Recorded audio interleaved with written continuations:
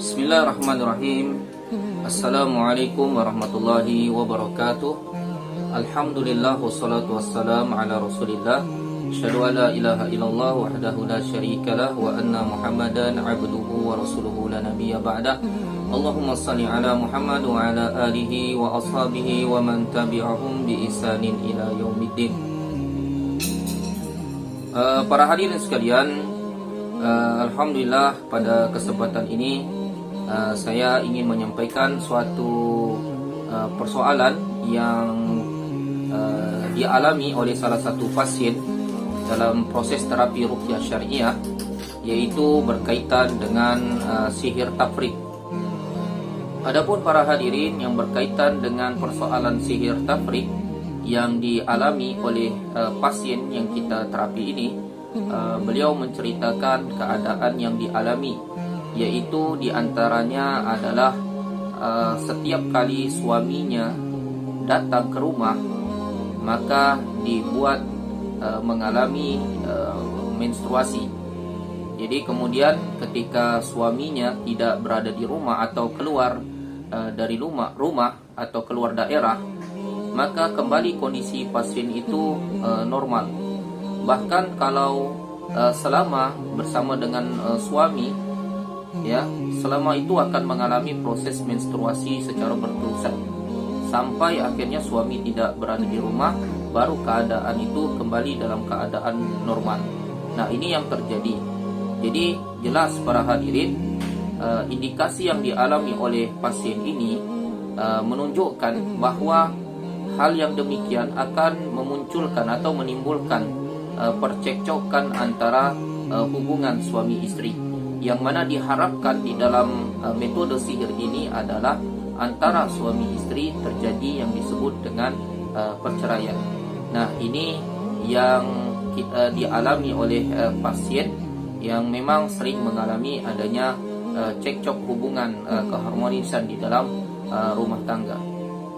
Maka sebelumnya para hadirin sekalian, pasien ini sudah sebelumnya ini mengkonsumsi herbal, kemudian dibacakan ayat-ayat Al-Quran ataupun ayat-ayat ruqyah, kemudian diminumkan kepada pasien. Maka sebagaimana disampaikan oleh si pasien ini, keluar sesuatu berupa gumpalan-gumpalan daging. Jadi gumpalan-gumpalan daging, darah yang sudah benar-benar hitam dan mengental. Dan ini dialami oleh pasien ketika mengkonsumsi herbal yang sudah di ruqyah syariah. Nah, kemudian para hadirin, ketika dilakukan proses terapi ruqyah syariah pada saat itu, maka efek yang muncul pada diri pasien ini yaitu berupa panas yang menyelimuti seluruh tubuhnya. Kemudian gangguan di area persekitaran pundak, kemudian di area persekitaran di kepala. Jadi sebelumnya sudah pernah saya sampaikan berkaitan dengan terapi ruqyah syariah ini, memang ada titik-titik yang selalu kita lakukan proses penanganan ruqyah itu, ada titik-titik tertentu yang selalu menjadi indikasi gangguan. Nah, di antaranya semuanya ini sudah masuk dalam titik-titik gangguan. Di titik kepala, kemudian di titik pundak, kemudian yang lebih dominan efek sakit yang dialami oleh pasien itu terutama pada bagian perut, ya. Sebagaimana sebelumnya sudah disampaikan oleh si pasien ini bahwa ia mengalami masa menstruasi ketika suaminya ada di rumah. Ketika suami keluar dari rumah atau keluar daerah, maka kondisinya dalam hal ini normal kembali. Nah, ini yang kita lakukan dalam proses terapi ruqyah syariah, dan indikasi yang paling kuat itu adalah persekitaran perut, terutama di area di sekitar rahim. Nah, setelah dilakukan sekitar 1 jam lebih proses terapi ruqyah, si pasien ini awalnya merasakan panas yang menyelimuti, kemudian disertai sakit di persekitaran kepala, kemudian tangannya mengalami kaku sehingga mengalami genggaman yang sangat erat, Kemudian area di persekitaran perut yang dirasakan dominan rasa sakit itu.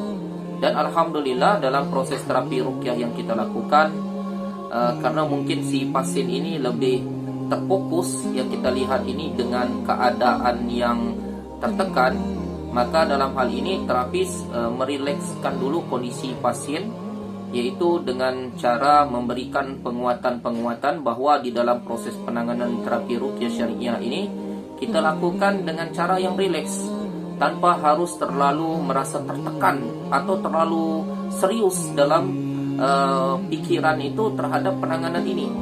Nah, ketika dilihat proses individu ataupun pasien yang kita lakukan ini lebih rileks, maka kemudian baru kita lanjutkan proses terapi ruqyah syariah, terutama menekan di area-area titik keluhan. Yang paling dominan adalah di bagian persekitaran perut, dan tidak luput di titik-titik yang lain juga, di kepala, kemudian di pundak yang dialami oleh pasien.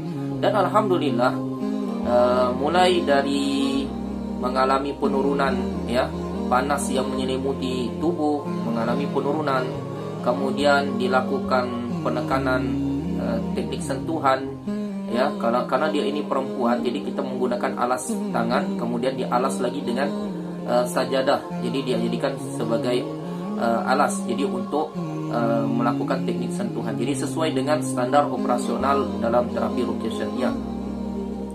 Maka dilakukan teknik sentuhan di area persekitaran kepala. Alhamdulillah untuk keluhan di kepala dan area persekitaran pundak, dengan izin Allah, Allah berikan kesembuhan.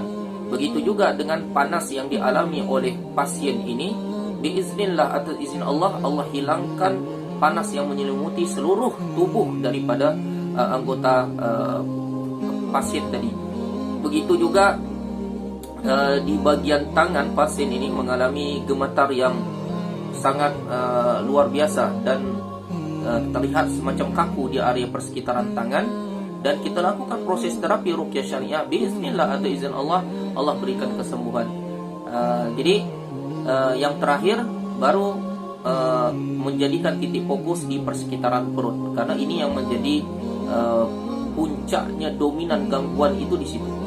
Dan alhamdulillah setelah dilakukan teknik sentuhan dengan dibacakan ayat-ayat ruqyah syariah, terutama ayat-ayat pembatal daripada sihir, biiznillah, alhamdulillah, Allah berikan keringanan pada tubuh. Jadi proses terapi ini insyaallah kemungkinan akan tetap berlanjut, walaupun kita melihat kondisi pasien sudah jauh sekali mengalami penurunan gangguan, namun pendeteksian kembali ini diperlukan untuk mengetahui apakah pada diri pasien masih ada indikasi itu atau tidak.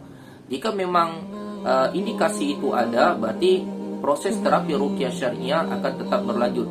Jika seandainya dilakukan proses terapi ruqyah syariah dan tidak ada menunjukkan reaksi-reaksi lagi di tubuh, alhamdulillah, berarti semua indikasi-indikasi gangguan itu telah dihilangkan oleh Allah Subhanahu wa taala. Dan ini sekali lagi para hadirin memberikan petunjuk kepada kita bahwa terapi ruqyah syariah ini diantaranya menjadikan Al-Quran ini sebagai terapi pengobatan yang kita yakini kesembuhan itu datang dari Allah Subhanahu wa taala, dan merupakan ayat dalam firman Allah yang membolehkan kita untuk melakukan terapi ruqyah kepada pasien yang mengalami indikasi penyakit-penyakit, baik sebenarnya secara medis maupun secara non medis, akan hilang biiznillah atas izin Allah Subhanahu wa taala. Mungkin ini para hadirin yang bisa disampaikan berkaitan dengan kondisi keadaan pasien yang kita lakukan proses terapi, yang jelasnya adalah mengarah kepada sihir perceraian ataupun sihir tafrik. Mudah-mudahan hal ini memberikan semacam gambaran kewaspadaan pada diri kita dalam menjalani hubungan keluarga.